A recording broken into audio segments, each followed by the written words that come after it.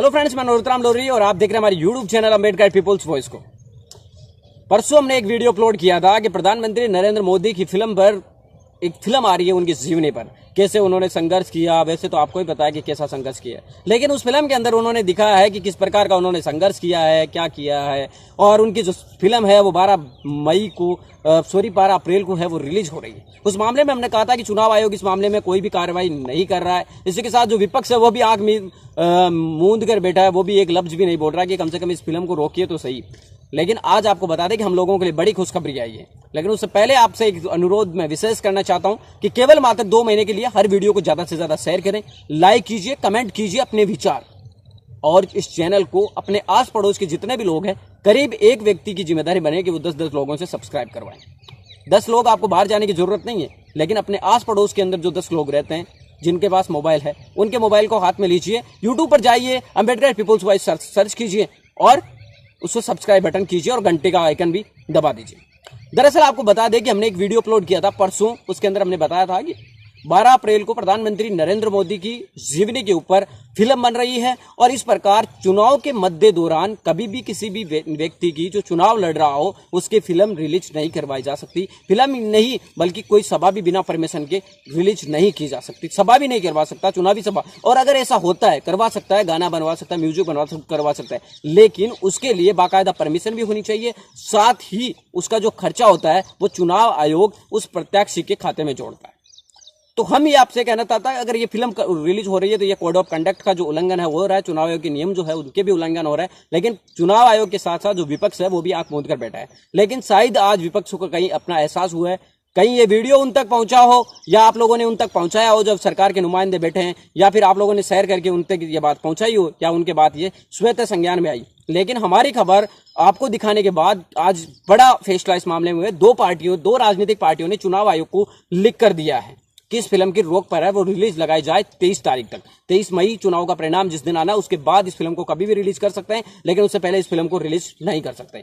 इस पार्टी के अंदर जो 2 पार्टियां इस मामले के अंदर जिन्होंने ज्ञापन सौंपा है चुनाव आयोग को, वो है एक तो भाकपा और एक है सीपीआई, कम्युनिस्ट पार्टी। और भाकपा जो पार्टी है, इन दोनों पार्टियों ने आज मिलकर चुनाव आयोग को एक ज्ञापन सौंपा और इस ज्ञापन के अनुसार उन्होंने देश के अंदर जो आने वाली फिल्म है प्रधानमंत्री नरेंद्र मोदी पर 12 अप्रैल को उस पर रोक लगाने की मांग की है।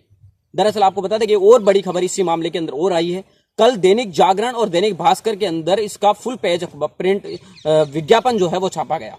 मतलब जो अखबार का मुख्य पेज आता है उस पर इस फिल्म की पूरा का पूरा जो पोस्टर है वो रिलीज छापा गया था, प्रिंट किया गया था। दैनिक भास्कर के मेन पृष्ठ पर था और दैनिक जागरण के कई सारे जो एडिशन है, जैसे नोएडा, ग्रेटर नोएडा, दिल्ली सहित कई सारे एडिशन है जिनके अंदर उसका पेज छपा है, जिसमें नरेंद्र मोदी की बाकायदा फोटो वगैरह सारी लगी हुई है। नरेंद्र मोदी वो जो फिल्म का जो पूरा पोस्टर है जो रिलीज हुआ था वो पूरा का पूरा उसके ऊपर छपा हुआ है। और उसी को चुनाव आयोग ने चुनाव आयोग के नियमों का उल्लंघन मानते हुए दैनिक भास्कर और दैनिक जागरण को नोटिस भेजा है। लेकिन मैं यह कहना चाहता हूं कि नोटिसों के तो वो जवाब देंगे। इस मामले के अंदर कम से कम चुनाव आयोग को ज्यादा से ज्यादा सख्ती से पेश आने की जरूरत है।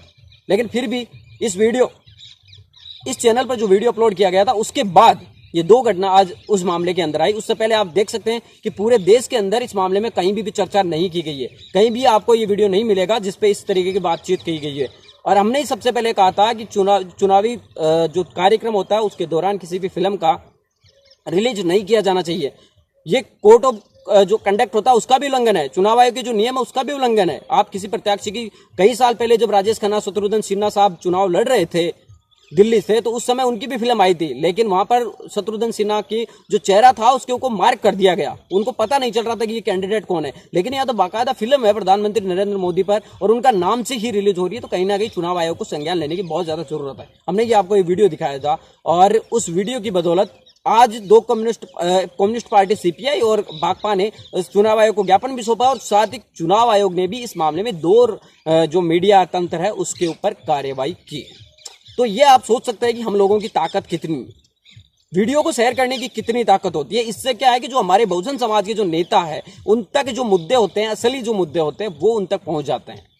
इसलिए मैं आपसे बार बार कहना चाहता हूं कि हर वीडियो को ज्यादा से ज्यादा शेयर करें, लाइक करें, कमेंट करें और ज्यादा से ज्यादा लोगों को सब्सक्राइब करवाएं, ताकि हमारे लोग आपस में जुड़ सकें। हम एकजुटता के साथ एक सूत्र में पिरोएंगे, एक साथ जब खड़े होंगे तब जाकर अपनी बात रख पाएंगे, और उसके बाद आपको ये गिला शिकवा भी नहीं होगा कि मैन स्ट्रीम मीडिया में हमारी जगह नहीं है। ये आपके हाथ की बात है। मैन स्ट्रीम मीडिया में जाने की आपके बस की बात नहीं है, वहां पर करोड़ों रुपए खर्च होते हैं, लेकिन ये आपके हाथ की बात है कि आप 10 लोगों से सब्सक्राइब करवा सकते हैं। इस चैनल को ज्यादा से ज्यादा सब्सक्राइब भी करवाना है, कुछ नहीं, इसके भी पैसे नहीं लगते। आप हमारे चैनल अम्बेडकर पीपुल्स वॉइस को सब्सक्राइब कीजिए और बेल आइकन भी दबाइए और पाइए हर वीडियो की नोटिफिकेशन।